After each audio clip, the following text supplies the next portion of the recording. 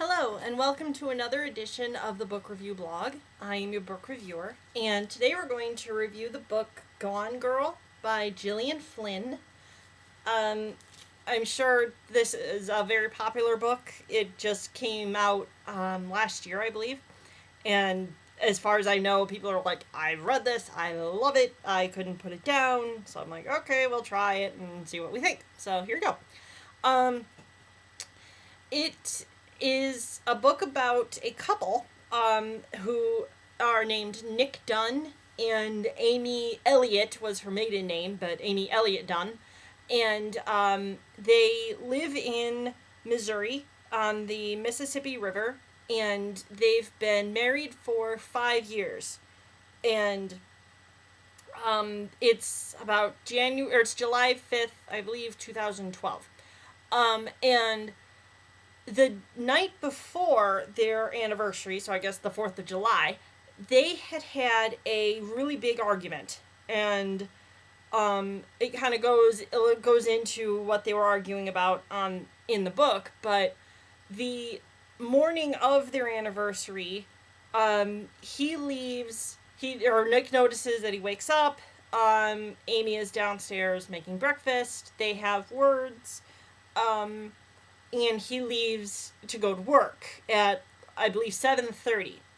And at about noon, he is at his work, and Nick owns a bar called The Bar, which is kind of funny, with his twin sister, Margot, who in the book is just known as Go, which I thought was also funny.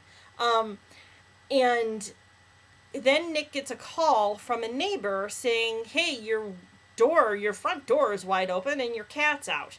You might want to go and check this out. So Nick's like, okay, fine, I'll go and I'll check this out. So he goes home and does notice that the door is open, does know the cat's out, and he goes in and notices that Amy is not home. She does not work, so she's kind of a housewife.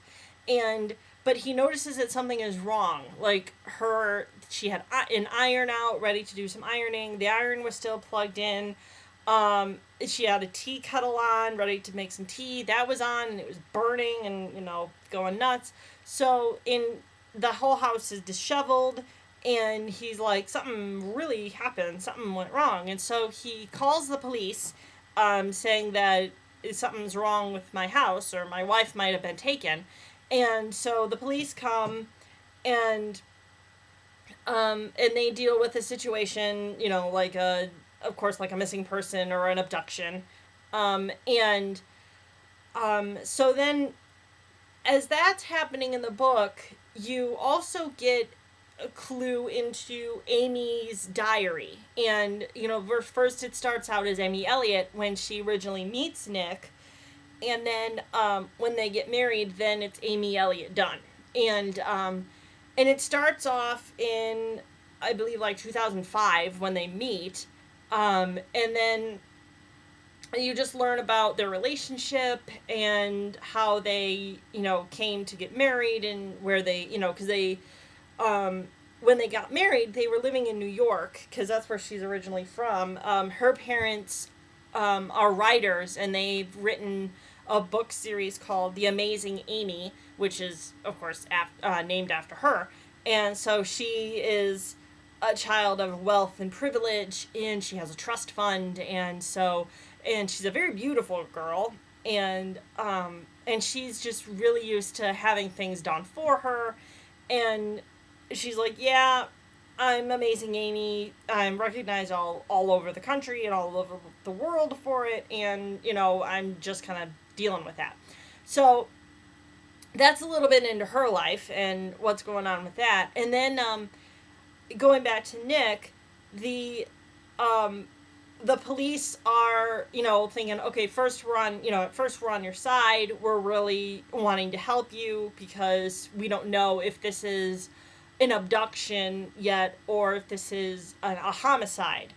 And so, there have been a missing persons report filed and things like that. But then slowly through the book, you're noticing that people are less on Nick's side and more accusing him of murdering Amy and stowing her body somewhere. And the only person who really sticks to his side is Go. And it's just a really good book, and I really don't want to reveal much, because I'm afraid that if I reveal any of it or a lot of it, then I'll be spoiling it for you. It's a mystery novel, so it's one of those, like, did he really do it, or was there different circumstances involved, and it could have gone this way, it could have gone that way, and as I was reading it, that's what got in my head, like, could he really have done it, or could there have been, differing circumstances, because along with Nick and Go, Nick's mother has died. She died of cancer, but he does have a father who did not have a good relationship with, and his father is currently in a nursing home or nursing facility because he has Alzheimer's. But he commonly breaks out, and because he usually the